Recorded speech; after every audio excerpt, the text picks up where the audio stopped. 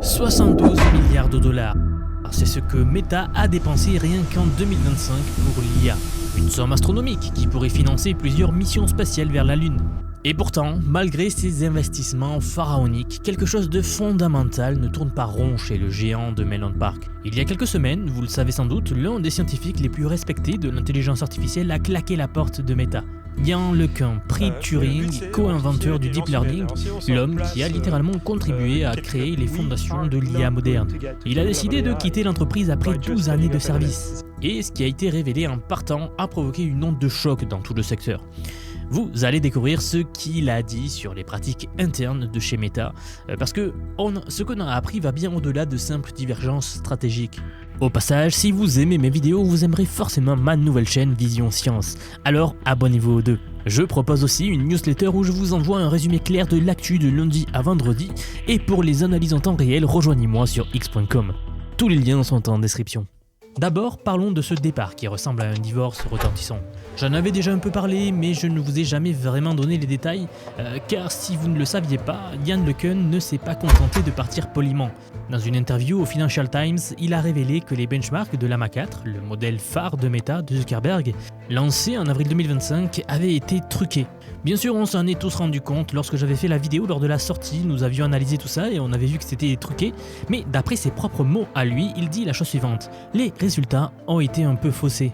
Donc voilà le topo, l'équipe a utilisé différentes versions du modèle pour différents tests afin d'obtenir des meilleurs scores. En clair, Meta a présenté au monde une version de son IA qui n'était pas celle mise à disposition du public. C'est comme si un constructeur automobile annonçait une consommation de 5 litres tous les 100 km après avoir testé le véhicule sur une pente descendante avec le moteur coupé, voyez-vous. La réaction de Mark Zuckerberg ne s'est pas fait attendre. Selon Ian LeCun lui-même, le PDG était furieux et a perdu confiance en toute l'équipe impliquée. Résultat, l'organisation GenAI a été mise sur la touche. Et ce n'est pas une figure de style. En octobre 2025, Meta a licencié 600 employés de sa division intelligence artificielle, dont une bonne partie venait de l'équipe FAIR, celle-là même que LeCun avait fondée et dirigée. Beaucoup de gens sont partis et beaucoup de ceux qui ne sont pas encore partis vont partir, a-t-il déclaré.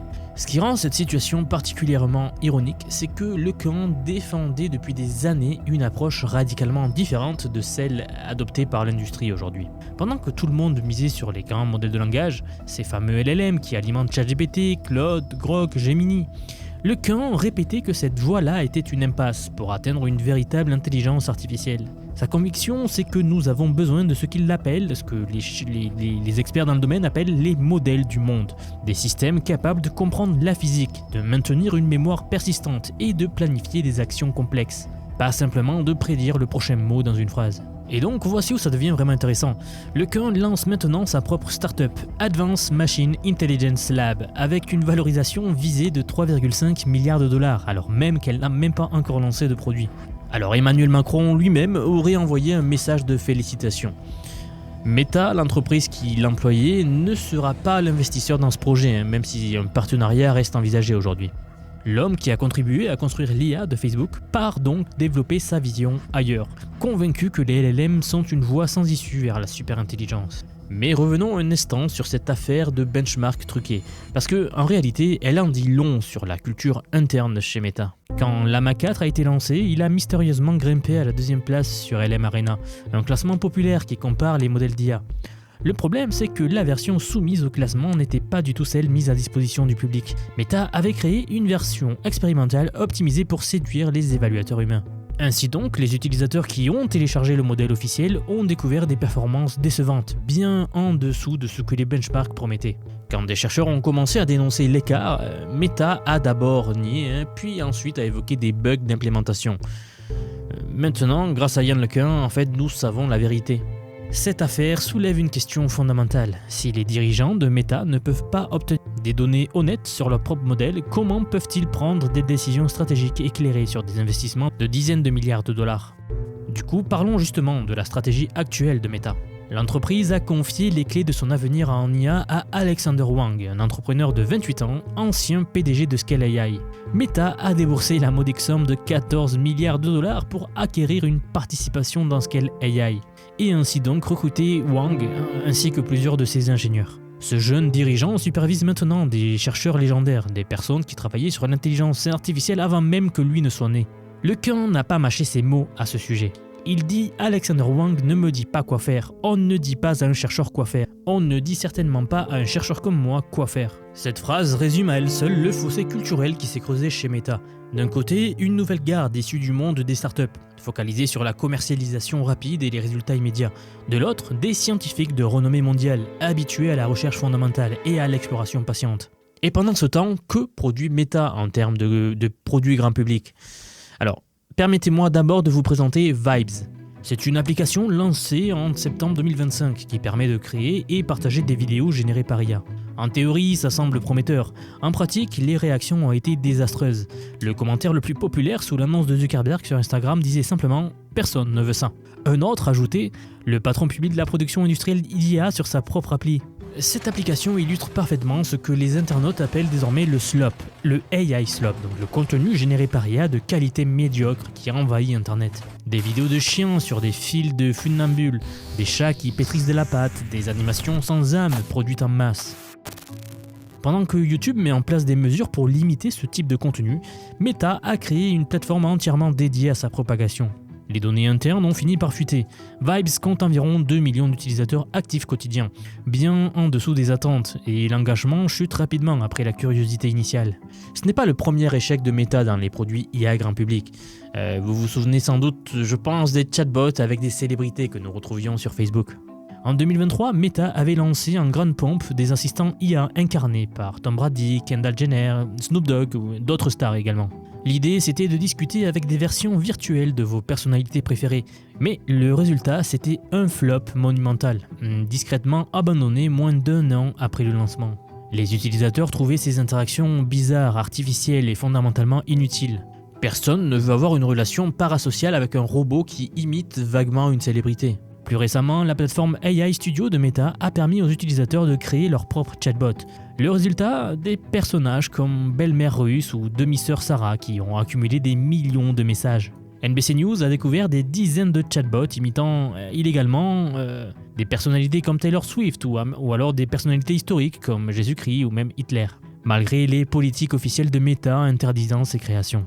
Quand des journalistes ont testé ces assistants en se faisant passer pour des mineurs, certains ont généré du contenu explicite, inapproprié. Tout cela soulève une question inconfortable. Meta comprend-elle vraiment ce que les utilisateurs attendent de l'intelligence artificielle ? Les gens ne veulent pas d'outils pour produire davantage de contenu médiocre. Internet en déborde déjà. Ils veulent des solutions qui leur font gagner du temps, qui résolvent des problèmes concrets, qui apportent une valeur réelle à leur quotidien. Face à ces échecs produits, Meta a adopté une stratégie d'acquisition agressive. Fin décembre 2025, il y a très peu donc, l'entreprise a annoncé le rachat de Manus, une start-up singapourienne spécialisée dans les agents IA pour plus de 2 milliards de dollars. Manus, vous connaissez sans doute, une IA qui permettait d'automatiser des tâches complexes comme les études de marché, le codage ou l'analyse de données. Cette même entreprise avait atteint 100 millions de dollars de revenus annuels récurrents seulement en 8 mois après son lancement. Donc, cette acquisition est révélatrice. Meta achète ce qu'elle n'a pas réussi à construire en interne. Plutôt que de développer organiquement des capacités d'agent IA, elle préfère sortir le chéquier. C'est la même logique qui a conduit au rachat de Scale AI et à l'embauche coûteuse de chercheurs stars, donc comme on le disait de Alexander Wang. Le problème, c'est qu'acquérir des entreprises ne crée pas automatiquement une stratégie cohérente. Sans vision claire de ce que vous voulez accomplir, vous vous retrouvez avec une collection disparate d'actifs qui ne fonctionnent pas ensemble. Pour alimenter tout cela en énergie, Meta vient d'annoncer Meta Compute, une nouvelle division dédiée à son infrastructure IA. L'entreprise a déjà signé des accords nucléaires massifs avec Vistra, TerraPower, Oklo, cette dernière étant soutenue par Sam Altman lui-même d'ailleurs. Ces contrats pourraient fournir plus de 6 gigawatts de puissance, qui est assez pour alimenter une ville de 5 millions de foyers par exemple. Et bien tout serait redirigé vers l'IA. Le projet Prometheus dans l'Ohio et le titanesque Hyperion en Louisiane, qui pourrait couvrir une partie significative de la partie de Manhattan, sont au cœur de ces plans. Mais toute cette infrastructure ne sert à rien sans les cerveaux pour l'utiliser efficacement. Et c'est là que le bas blesse. Meta a les ressources, les données, les utilisateurs. Ce qui lui manque, c'est une direction claire. L'entreprise développe actuellement 2 nouveaux modèles sous les noms de code Avocado pour le texte et Mango pour les images et les vidéos, qui est prévu pour le premier semestre 2026. Mais avec le départ de Lequin et de nombreux chercheurs expérimentés, qui va mener ces projets à bien ? La situation actuelle de Meta ressemble étrangement à celle de certaines entreprises technologiques avant leur déclin. Des ressources immenses mais mal dirigées. Une culture interne fracturée entre anciens et nouveaux, des produits lancés sans réelle compréhension des besoins utilisateurs, et une obsession pour les métriques et les benchmarks, au détriment de l'innovation authentique. Ce qui est tragique, c'est que Meta avait tous les atouts pour dominer cette course. Yann LeCun, l'un des pères fondateurs de l'IA moderne, qui travaillait pour eux depuis plus d'une décennie déjà. L'équipe FAIR, donc le laboratoire FAIR, a produit des recherches de classe mondiale, avec Yann LeCun à sa tête.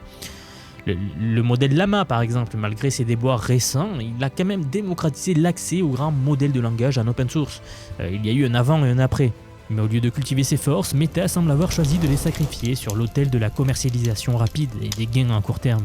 Pendant ce temps, Google continue de repousser les frontières avec chaque nouvelle version de Gemini et Anthropic développe Claude avec une approche méthodique. Et des startups chinoises aussi comme DeepSeek qui produisent des modèles compétitifs à une fraction du coût.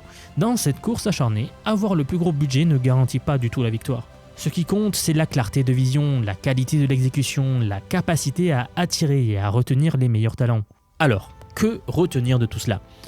Meta nous offre une leçon magistrale sur ce qu'il ne faut pas faire quand on veut construire la prochaine génération d'IA ou de produits. Ignorer ses meilleurs scientifiques, truquer les benchmarks, lancer des produits que personne ne demande, confier des décisions critiques à des managers qui ne comprennent pas la technologie et espérer que l'argent résoudra tous les problèmes. Dans 5 ans, quand nous regarderons en arrière sur cette période charnière de l'IA, il sera intéressant de voir où en sera Meta. L'entreprise aura-t-elle réussi son pari audacieux sur la superintelligence ou sera-t-elle devenue un autre exemple de géant technologique qui a raté le virage de la prochaine révolution ? Dans un monde où l'intelligence artificielle redéfinit chaque secteur de l'économie, comprendre ces dynamiques n'est plus optionnel. Vraiment, si vous pensez que ces transformations vont impacter votre vie professionnelle et aussi personnelle, si vous voulez maîtriser ces outils plutôt que de les subir, si vous souhaitez faire partie de ceux qui façonnent l'avenir plutôt que de ceux qui le regardent passer, alors j'ai justement quelque chose pour vous. J'aimerais vous dire que depuis quelques mois déjà, j'ai construit un programme d'apprentissage unique. Je vous apprends l'IA sous tous ses aspects. C'est un parcours que j'ai créé et pensé pour vous transmettre tout ce que je sais. Alors non seulement sur les modèles d'IA comme ChatGPT, Gemini de Google, Grok de Elon Musk, Claude, etc.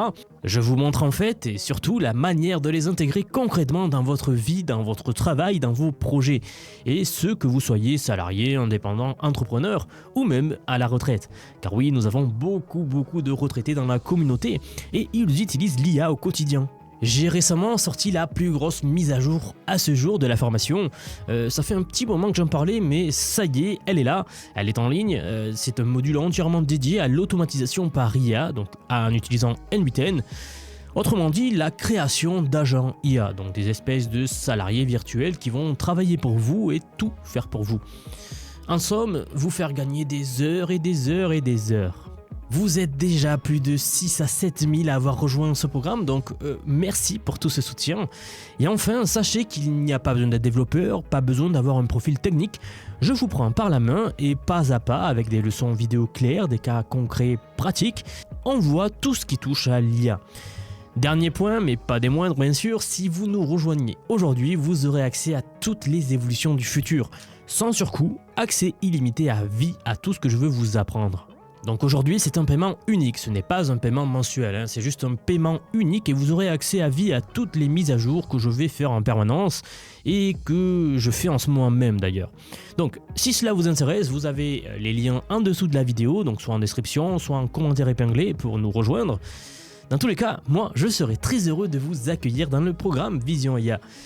Si vous êtes encore là, merci d'avoir regardé cette vidéo jusqu'au bout et je vous dis à très vite pour la prochaine vidéo. À bientôt.